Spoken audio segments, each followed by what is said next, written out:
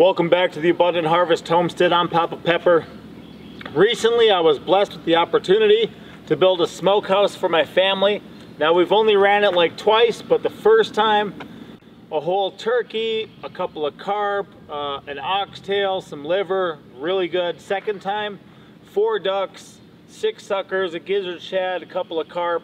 Just amazing food, absolutely delicious. And in this video, I'm going to do a cost evaluation. I'm going to show you what it actually cost me, and then if you were just to go out and buy all the resources, because we're very intentional around here.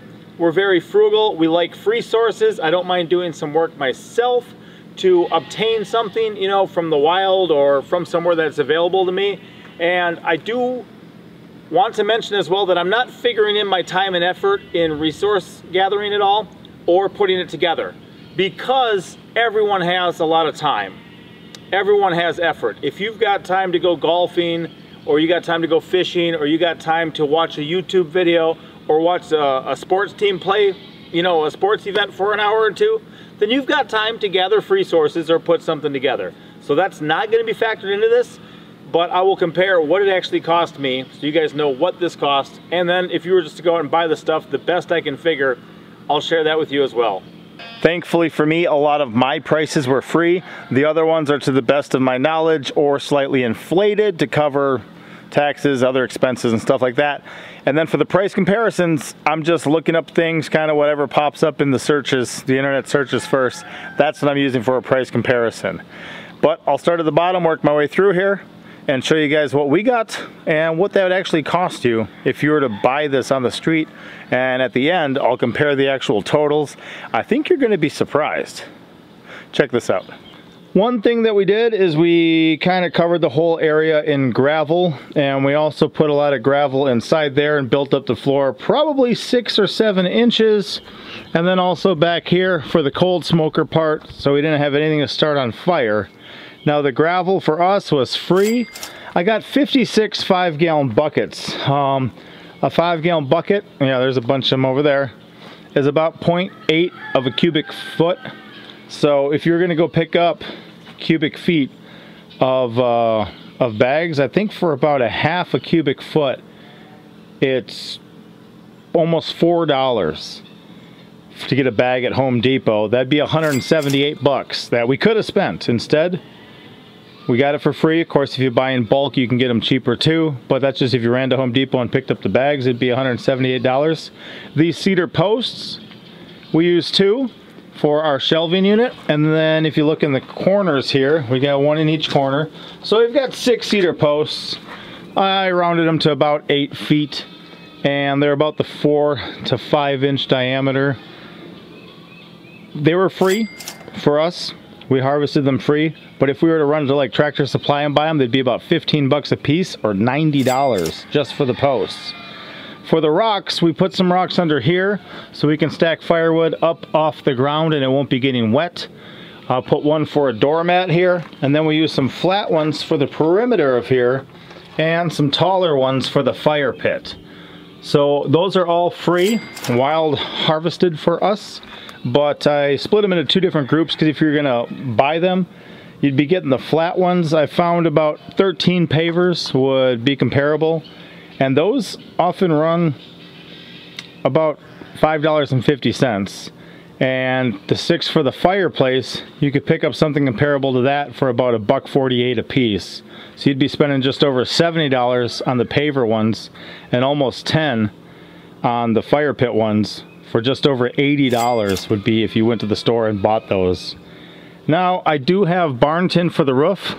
I had some 18-foot ones that I got for free. I went to a chicken house and took them off, and then we cut them to 13 feet long. Now obviously we've got more than a foot extra, so although they were free for me for 13 footers, I'll cut them down to 12, because you're gonna be able to go buy 12 footers at the store.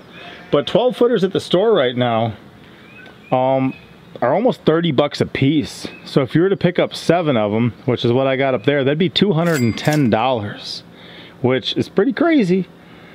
I'd rather get it for free myself. I'm glad I did. And then in here we have rebar. Now I chose to have rebar for every section. So I have 5 different layers. 1, 2, 3, 4, and then 5 at the top. Yeah, you can see the rebar up there barely anyway. But I chose to have rebar for each section, and I got 8 sticks that were the 20-foot half-inch rebar. They cost me $10 a piece, which is 80 bucks, but tax is almost 10%, so I spent about $90 on that.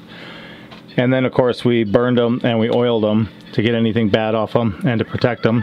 So you'd be spending about 80 bucks if you wanted all that rebar, but it's worked well for us. Definitely glad to have it, and I've ran things at a lot of different levels as we're smoking at the same time.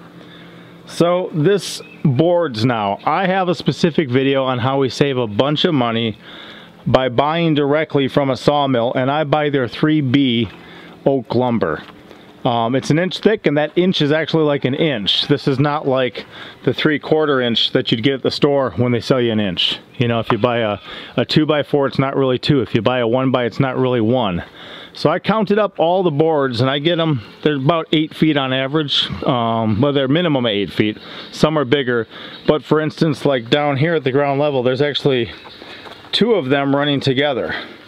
The other side, I've got 2 or 3 running together there too. And all those were full boards I had to cut. Thankfully, I was able to use some of the stuff like above this door here or on these shelves here. But anything I had for like their inside guys here, those are about 5 feet long. So I had to cut an 8-footer to make them. It's just the nature of the beast. So I counted them up, and I actually had 57 full boards. That includes all the ones at the top, all the big long ones running, everything. I had 57 boards. Now originally, when I would buy those at the sawmill, I would get them for about $1 a piece is what my price would be, which is pretty awesome. It's gone up from there a bit. So last time I bought these, it was $1.50 a piece, but that's still just over $85 to buy all that lumber. If you were just to walk into a store and just grab their oak lumber off the shelf, oh, it'd be terrible. And these are a lot of varying lengths or widths. There are a lot of varying widths. But if you were gonna grab like 30 that were 4 inches wide, and 15 that were 6 inches wide, and 12 that were 8 inches wide, boy, some of those are 34 bucks a board, 42 bucks a board, 40 bucks a board. It'd be over $2,000 just to walk in and grab them off the shelf. And that's to the best of my research at the moment. Obviously, you'd want to find a better source. You'd want to do like I do and go directly to the sawmill. But if you went to the store, you'd wind up with something terrible like that, just walking into the big box stores, your Home Depots, your Lowe's, your Menards. Not the way I'd want to do it. Now I used regular screws to hold this thing together.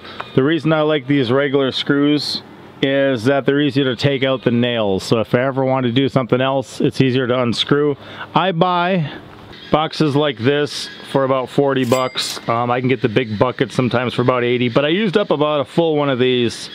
So that's 40 bucks is what I spent. That's about what you'd spend. And then for the top, for the roofing, I used a box of roofing screws. Now this is about 50 bucks for a box almost when I figure in tax. Thankfully I only used half, so that's about a $25 investment. I did pick up some new meat thermometers. I got 3 of those to read at different gauges, and then 1 to actually stick inside the meat. So those are about 7 bucks a piece. Just walked into Walmart, grabbed them there, 7 bucks a piece, 28 bucks on those. I did get the hinges, which we then put a nice patina on to make them look older. But those are about 7 bucks a piece too. So that's $21 worth of hardware there. If we move out back to the cold smoker setup, this pipe, thankfully, I had a buddy buy a bunch of different metal at an auction. So he gave me this 12-foot, I think it's about 12 foot, 6-inch pipe for 50 bucks. If you were able to go buy that somewhere, a lot of places say it's about 10 bucks a foot right now, which would be 120 bucks. Thankfully, I saved over half on that. That was free there. I'm not even sure what you would cost, you know, what it would cost to buy something like that. So we'll just throw 20 bucks on for the, you know, what it would cost. And this angle iron was free for me too. If you were to pick up something like this, it'd be about 20 bucks worth at a Home Depot. And I did put 7 bricks underneath here, which were also free. Those somebody blessed us with, but you could go pick them up for about 4 bucks a piece is what I priced them at. and that'd be about $28 if you went and just bought them. This antler was free. I'm not sure what what it'd cost to buy one. I'm sure you could find one online, but thankfully that was free as well. It's not one I shot myself. Never shot one that big. But in here we also had 4 grill grates that we use. I just looked up one of those on Amazon. They're selling them for 20 bucks a piece. That'd be 80 bucks if you wanted to buy 4. Thankfully I had 4 laying around. And then these hooks I picked up, which work really nice. This is just a stainless steel hook I got off of Amazon. You can get those for $1 a piece about. So I think that's about 24 bucks that I spent because I got a number of them. So for this smokehouse, my actual investment in it did cost me a couple hundred. It cost me $364. Now, one cool thing about spending $364 on this is if you look at what the little grills or smokers are out in front of like your local store. You know, it's getting to summer now. A lot of people are selling those. You go into Walmart or Lowe's or Home Depot or Menards or any of that, and they're sitting out front. Those things are often $200 to $400 easy, and you can definitely go up from there. So for me to spend just over 350 bucks on this, I'm really excited about. Granted, if I brought one of those home, I wouldn't have to put much time and effort putting it together. This did, but I'm happy to spend just over 350 bucks and bring in my grand total here for $364. One interesting thing, and again, I was just going, if you walk into Home Depot and pick up the stuff, a lot of those boards would be insanely priced, and that added, $2,000, over $2,000 to the total for if you had to buy all this stuff, and that brings it up to $3,184. Basically, I built this for about 10% of what it could have cost me. That's pretty cool. Obviously, you'd want to source, especially the lumber, somewhere better than that. But that's one reason too why, I can walk into a hardware store and pick up a bag of gravel. Or there's places I can get gravel from. I could go pick up some pavers, or there's places I can get rocks from that are gonna work for me.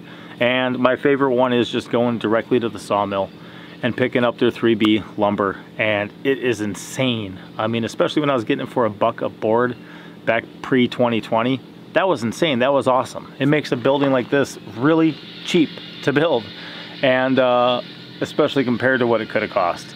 So there's a whole playlist of all the build on this. Feel free to check that out, and be frugal, be smart, save your money.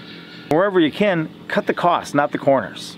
There's ways to drop your cost of living and increase your quality of life. I'll see you next time. Papa out.